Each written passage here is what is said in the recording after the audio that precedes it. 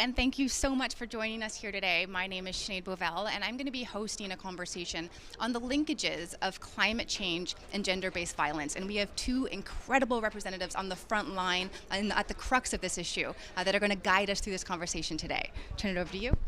Thanks, Sinead. Hello. Thank you so much for being with us. I'm Natalie Raber, and I work with the Spotlight Initiative. We focus on ending gender-based violence, violence against women and girls globally.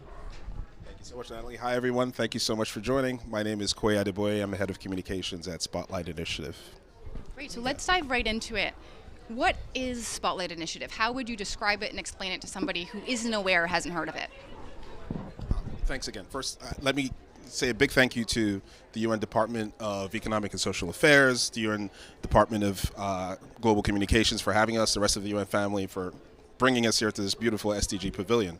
I would say Spotlight Initiative in a lot of ways is a feel-good story in the UN. I know there's not a lot of that, but what we stand for is we're evidence of how the UN system can come together working with governments and civil society and private sector and academia to make meaningful positive change in the lives of women and girls.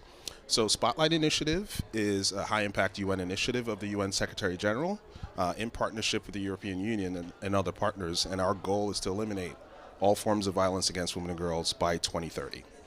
We were launched in 2017 with a seed commitment of 500 million euros from the European Union, with the idea that if we made targeted investments in a comprehensive model, which I'll talk about a little bit later, could we make a change in ending violence against women and girls? So over the last 5 years, we invested in more than 25 countries across 6 regions in the globe, targeted investments with the comprehensive model. And just quickly on the comprehensive model, it's nothing crazy, nothing unique. It's nothing that hasn't been done before. What makes Spotlight different is the fact that we were able to do this in a coordinated fashion, sort of herding the cats, that is the development sector, under the leadership of the UN resident coordinator in the country, under a common framework and with enough resources and scale to measure over time would we see change.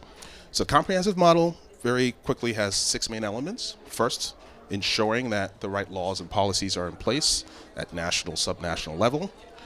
Secondly, making sure that institutions are gender responsive. Third, making sure women and girls and survivors of violence have access to high quality services. Fourth, and the biggest slice of the pie, is working on prevention, making sure we're engaging men and boys to end violence against women and girls, making sure we do a lot of work on social norms change, including more and more working with social media influencers to curb online violence. 5, data, making sure you know where violence is happening, who it's affecting, and how we get to it. And lastly, and I think most importantly, ensuring that we have a well-funded and active autonomous women's movement to keep the whole system accountable and keep progress moving. 5 years later, I'm really proud to be able to stand here and sit here with all of you and say that it works. We have the evidence now that it really does work. And if we scale up the intervention, we can bring that number, that global number of 1 in 3 women experiencing violence in their lifetime, we can get that down to 1 in 5 in a few years. Really, really impressive work, really important work. And why are you here? How should we think about the reason why Spotlight Initiative, it's important for Spotlight Initiative to be here at COP28? Thank you. Thank you so much. As Koye mentioned, we're here because we know that the climate crisis and gender-based violence are deeply interlinked. The diverse impacts of the climate crisis intersect with existing inequalities, including gender inequality, and exacerbate levels of violence against women and girls, including domestic and interpersonal violence, familial violence, rape, trafficking, and child marriage. But more specifically, how do they intersect? Climate change and its devastating impacts disrupt livelihoods, destroys infrastructure, including services for survivors of violence, affects natural resources, compromises food security, the quality of water and air, and increases the care burden that disproportionately falls on women and girls. And together these stressors exacerbate, as mentioned, existing inequalities and increase violence against women and girls. We also know, though, that gender-based violence, threats, harassment, control, constrains the ability of women human rights defenders, women's rights activists, women's organizations, and women and girls themselves from participating in climate discussions like we're having today, and from contributing to the development of frameworks and policies and strategies, making those plans less responsive and less sustainable. Just really quick to add on that, it's not that it's the climate, right, that's causing violence against women and girls. Let's be very clear. This is men. This is men perpetrating violence. This is still a manifestation of the patriarchy, and ultimately the underlying issue here is still power, the power dynamics, and climate change and its effects are just an accelerant on an already existing fire. Absolutely. No, absolutely, Koya. We know that violence against women and girls is widespread and one of the most pervasive, if not the most pervasive, human rights violation globally. And then climate change essentially just acts as a multiplier of these challenges. Exactly. And now you had mentioned we know the Spotlight Initiative model works. How? What's some of the data that you're seeing? Yeah. She's the one who does all the reporting, so she's the best place to tell us. No, thank you.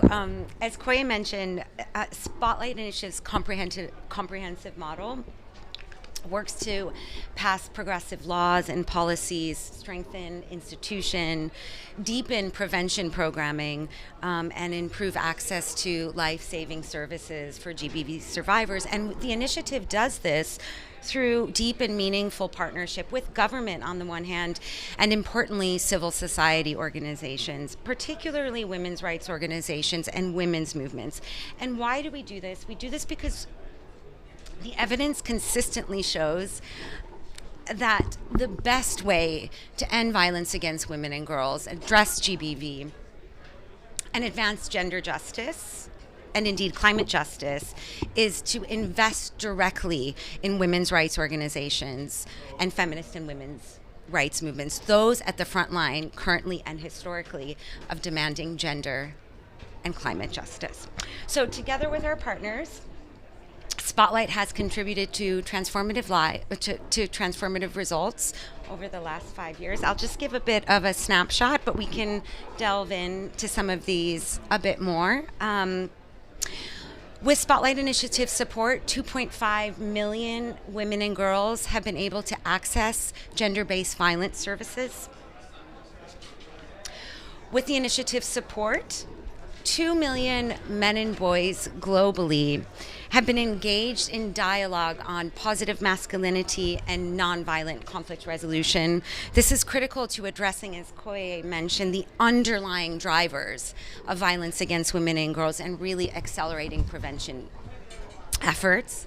And 260 million people worldwide have been reached by gender-based violence prevention messaging through global campaigns. Koye touched on this as well. Strengthening institutions is critical to addressing gender-based violence prior to, during, and after climate-related disasters.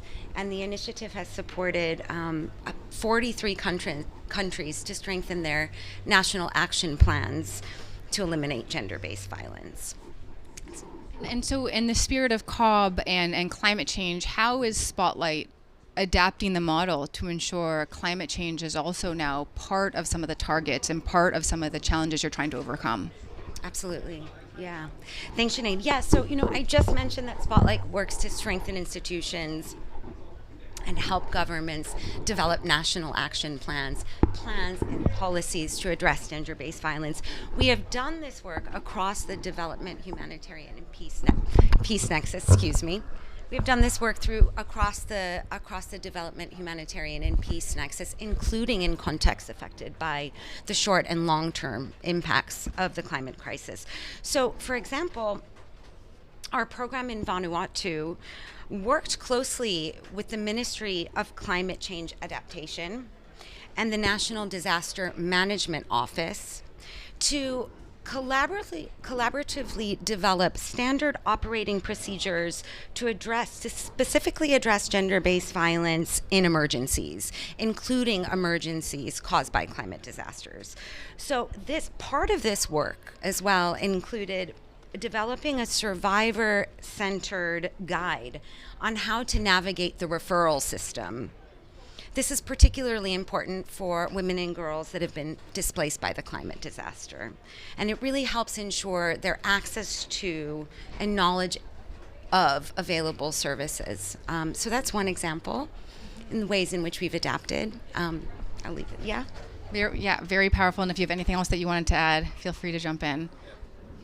I would add, I think at Spotlight Initiative, we really believe that investing in women and girls is the most effective and least used driver we have to make achievement of all the SDGs, including 13 on climate action, possible. And we're here to sort of preach that gospel a bit and to show that connection, that if you are able to solve for making the world safer for women and girls, a side effect of solving for that is you're going to end up solving for everything else. So, yeah. And can you speak to just maybe one linkage that people might not be familiar with? If women and girls are the best and fastest path to SDG number 13, what's one example of how they align? Well, what I will say is we will be launching a very cool short publication tomorrow, which gets into some of this with real examples and gives really three tips, 3 calls to action for any practitioner in this space on climate action to be able to see that connection. And I could add, absolutely. And I could add, for example, just concretely, Spotlight Initiative's work in Grenada has supported women's rights organizations and women's rights advocates to provide critical inputs into national budgeting, specifically to ensure gender-based violence and efforts to end gender-based violence are reflected in and resourced, because we know if they're not resourced, they will fall off the table, within climate change and disaster risk mitigation and adaptation plans. And so as a call to action, we know we have key decision makers here from all over the world. We have practitioners, we have attendees, we have activists. What would you say are some core calls to action that you would be asking of these practitioners and leaders? Yeah. No, great. I think perhaps we have three main calls to action, 3 main takeaways that we hope folks will leave the room with today. The first, and we talked about this, is to really ensure that gender-based violence and efforts to end gender-based violence and violence against women and girls are integrated into climate change, climate adaptation, mitigation plans, strategies, procedures, and importantly, funding. So including loss and damage funds from the onset. This is particularly important because it helps ensure these plans and policies' relevance and responsiveness. The second takeaway, and we spoke to this earlier as well, so we work in services, we work to ensure that women and girls can access essential life-saving services, and we would ask practitioners and those in the room to ensure continuous provision of services for gender-based violence survivors, to adapt those services to ensure continuous provision. These services are life-saving and essential prior to, during, and following crises. And then the third, Koye just spoke to this as well, is really to support and robustly fund women's rights organizations, diverse movements, and women human rights defenders, including land defenders. Women's rights organizations and movements are often the first responders in times of crisis. They are on the front line doing this work day in and day out. They possess critical and relevant knowledge, intimate knowledge of their communities. Investing in them is really investing in climate justice and gender justice.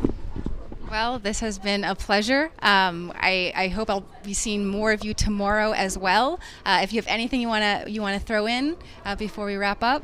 shameless plug, tomorrow at Action Area 1, Al Hur will be getting in depth into this conversation a bit more in an event at 2 p.m. So please, everyone here, everyone there, you're invited to come and check it out at 2 p.m.